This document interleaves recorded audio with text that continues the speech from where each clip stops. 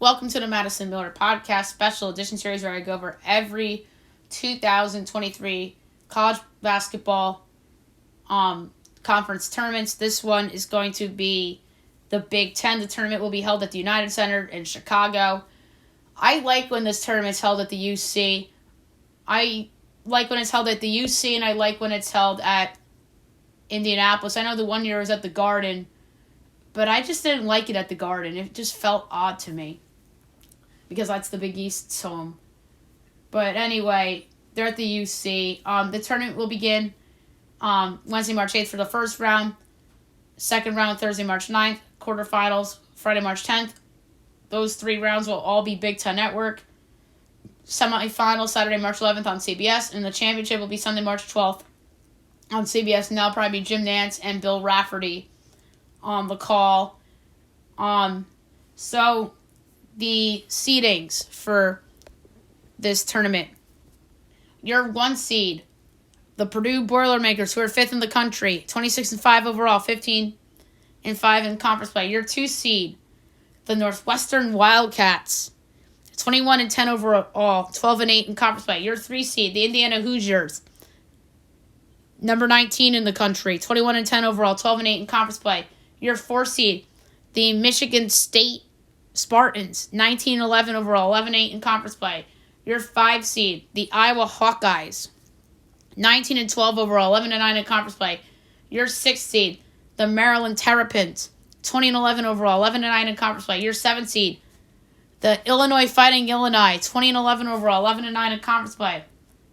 Your 8 seed is the Michigan Wolverines, 17-14 overall, 11-9 in conference play. Your 9 seed is the Rutgers Scarlet Knights, 18-13 overall, 10-10 in conference play. Your 10 seed, the Penn State Nittany Lions, 19-12 overall, 10-10 in conference play. Your 11 seed is the Nebraska Cornhuskers, 16-15 overall, 9-11 in conference play. Your 12 seed is the Wisconsin Badgers, 17-13 overall, 9-11 in conference play. Your 13 seed is the Ohio State Buckeyes, 13-18 overall, 5-15 in conference play. And your 14 seed is the dreadful Minnesota Golden Gophers, 8-21 overall, 2-17 in conference play. All right, first round Wednesday, March 8th, 5:30 Central, 6:30 Eastern on the Big Ten Network. 13 seed Ohio State, 12 seed Wisconsin from the UC. Ohio State massively underachieving this year. 4 guys averaging double digits per game, led by Bryce Sensbart at 16.5 a game. Wisconsin's underachieved in my mind this year. Could potentially still get an at-large, amazingly enough. I think they have work to do. They have 4 guys averaging double figures, led by Chucky Hepburn. I project Wisconsin 2.2 favorites, total 135 3/4, so I have Wisconsin advancing. Second of 2 first-round games, Wednesday, March 8th, 14 seed Minnesota, 11 seed Nebraska. Minnesota, just an awful team. 2 guys averaging double figures a game. Dawson Garcia leads the way. And Nebraska, they've had a weird season in my mind, especially in conference play. They could have been 500 in conference play, amazingly enough. If a couple games went their way, we'll be talking about them as a potential at-large. 3 guys averaging double figures a game, led by Derek Walker. I project Nebraska 5.8 total, 135 9/20 over Minnesota, so I have Nebraska advancing. Second round, Thursday, March 9th, 11 o'clock Central, 12 o'clock Eastern, Big Ten Network, 9 seed Rutgers, 18 Michigan. Rutgers has fallen off a cliff after they beat Purdue at the buzzer. But that had a lot of controversy in that game back then. 2 guys averaging double digits a game, led by the big man Clifford Omori at 13.5 a game and almost 10 boards a game, averaging over 2 blocks a game. Michigan is coming on a little bit. We're talking about them as an at-large possibility. I think they have potential work to do. They're led by their big man of their own, too, and Hunter Dickinson, over 18 a game, 9 boards, 1.5 assists, almost 2 blocks a game. I project Michigan 1.5 total 136 over Rutgers, so therefore I have Michigan advancing. Second of 4, second round games in the Big Ten tournament, 12 seed Wisconsin, 5 seed Iowa. This Hawkeyes team had the miracle win over Michigan State a few weeks ago on a Saturday. They have 5 guys averaging double figures a game, led by Chris Murray, who's the brother of Keegan Murray. He's averaging over 20 a game, averaging 8 boards, over a block, almost 2 assists a game, too. I project Iowa 2.3 over Wisconsin, so therefore I have Iowa advancing. Third of 4 second-round games, 10 seed Penn State, 7 seed Illinois. Penn State had that buzzer beater the other day, which I think has kind of propelled them and got the big win over Maryland that they desperately needed. 3 guys averaging double figures a game, led by Jalen Pickett at 18 a game. He's an 18-7-7 guy and averages a steal a game, too. Illinois, I feel like, is underachieved this season. But who knows, maybe they put it all together. They have a lot of talent. 3 guys averaging double figures a game, led by Terrence Shannon Jr. at over 17 a game. I project Illinois by 7 total 149/10, so therefore I have Illinois advancing. And the last of 4 second-round games, 11 seed Nebraska, 6 seed Maryland. Maryland's had a weird season. They lost to Penn State at the buzzer, obviously, kind of not the worst loss in the world. I still think they're safe and into the field. 4 guys averaging double figures a game, led by Jameer Young averaging over 16 a game. I have Maryland 5.5 over Nebraska, so therefore I have Maryland advancing. All right, the quarterfinals, Friday, March 10th, 18 Michigan, 1 seed Purdue. Purdue's great. We all know Zach Edey. He's going to run away with the National Player of the Year. He's averaging pretty much a 22-13 a game. And they also have Fletcher Loyer and Braden Smith on their team as well. We talked about Michigan coming together with Dickinson. Dickinson versus Edey is going to be a fun positional matchup here, but I like Purdue. I project them 6 over Michigan, so therefore I have Purdue into the semis. Second of 4 quarterfinal games, 5 seed Iowa, 4 seed Michigan State. Sparty has had a weird season. They feel like the Duke of the Big Ten to me. Just not amazing, but not disappointing like North Carolina and Villanova and in Kentucky earlier in the year. But I do like the Sparty team. 4 guys averaging double figures a game, led by Tyson Walker and Joey Hauser and A.J. Hogard. I project Sparty 1.7 in the rematch against Iowa, so I have Michigan State advancing.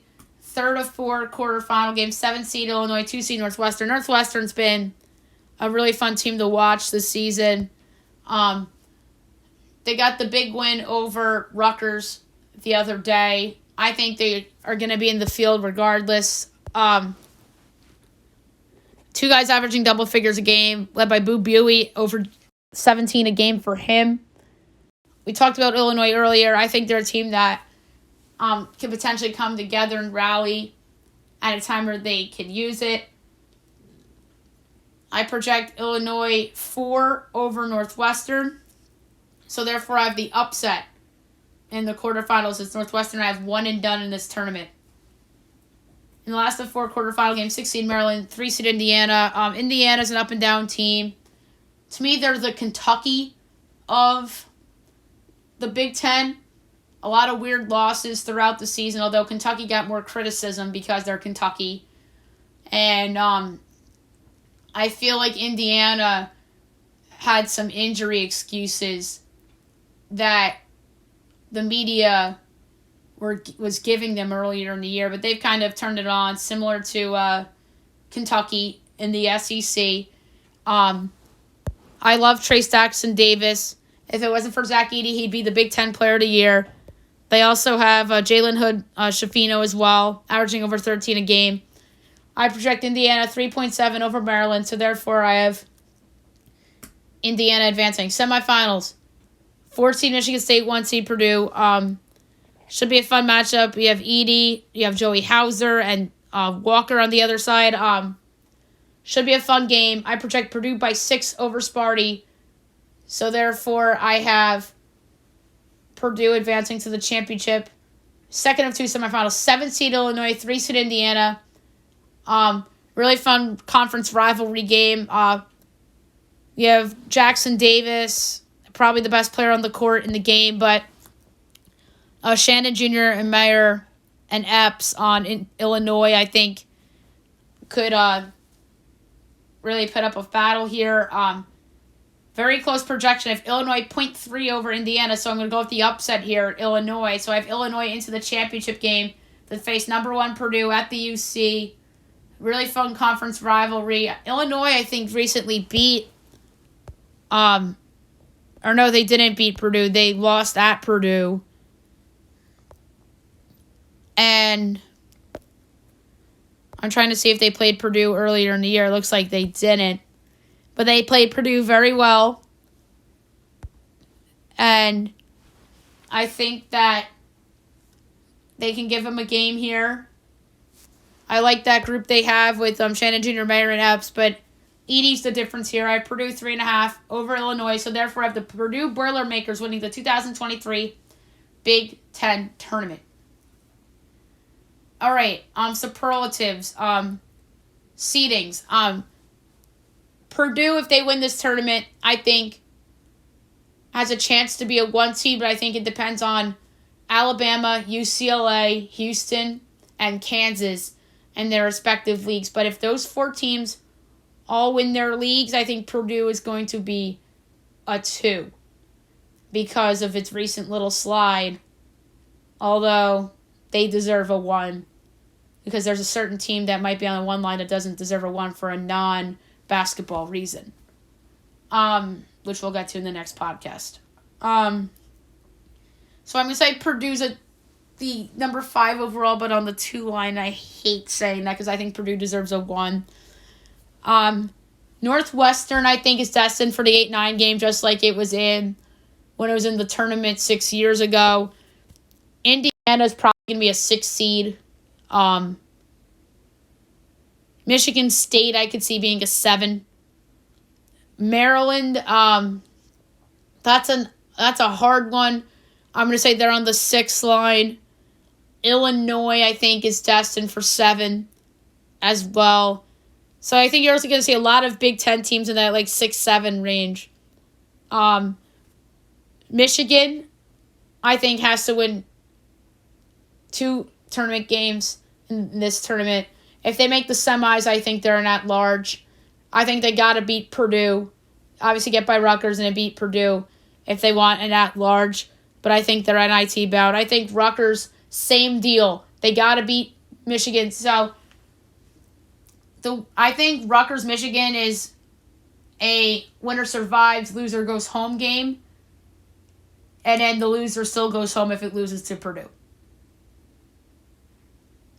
But that depends on other teams that are on the bubble as well.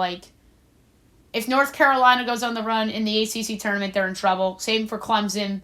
I think Penn State, we'll get to them in a second, is in that same boat as well.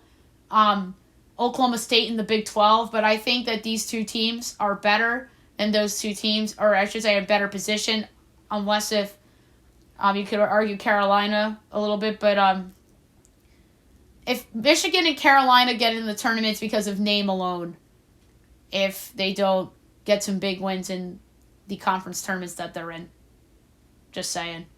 But anyway, Rutgers-Michigan, the winner of that game gets the right to potentially upset Purdue and get into that large conversation in my mind. That's how I look at it. But I think they're both NIT bound. I think Penn State, I don't think they have to beat Illinois. But I think they found themselves on the right side of the bubble with the big win over Maryland over the weekend. So I think Penn State is headed for Dayton. But if they win against Illinois, I think they potentially find themselves out of Dayton territory and into like 10 seed territory. So keep an eye on that. Nebraska, I think, is either NIT or CBI or Basketball Classic. I'm going to say the Basketball Classic. I think Wisconsin's going to the NIT. Although the case for them to sneak in as an at-large, they gotta beat Iowa. They gotta beat Iowa for me. And then I don't think that's enough. I think they gotta knock off Sparty. If they make the semifinals, I think they could sneak in. If they lose in the semis or in the championship game, I think that they're in play for Dayton. But I stare at them and say NIT with Michigan and Rutgers. Ohio State's awful. Who the hell knows? Maybe they have a new coach next year. And then Minnesota, same thing.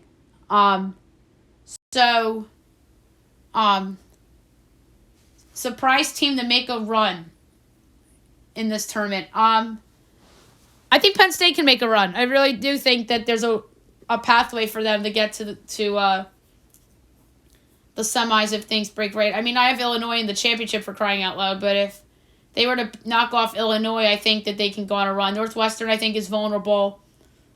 And I think that they can find themselves in the semis potentially with the ability of Pickett. I think that they are a candidate to go on a surprising run. Obviously, Michigan, because of its experience and their coach, that's always has the good reputation in big games. So Michigan obviously can't be counted out as the surprise team makes a run. Same for Wisconsin and Greg Gard. So I'd say those three teams I think are in play to make surprise runs to further than expected. Although I do have Illinois in the championship game, so I guess take that for what it's worth. So I'm just saying picks that possible picks that are teams that I picked. So the odds for the Big Ten. Rutgers is not on the board, so I'm gonna pull up the odds with Rutgers in them. I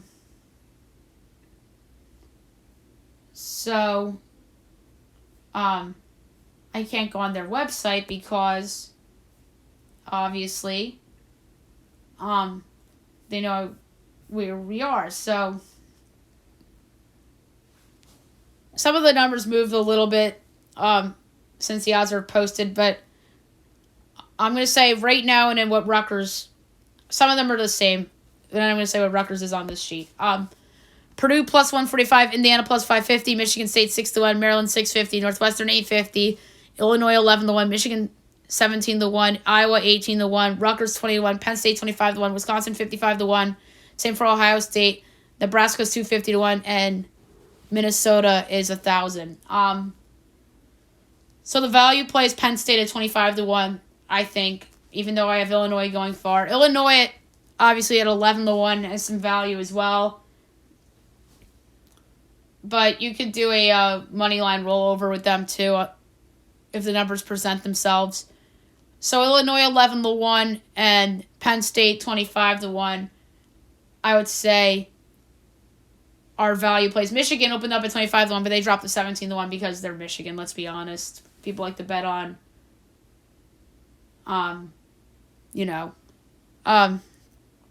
so value plays, like I said, Illinois 11-1, Penn State 25-1 for the Big Ten.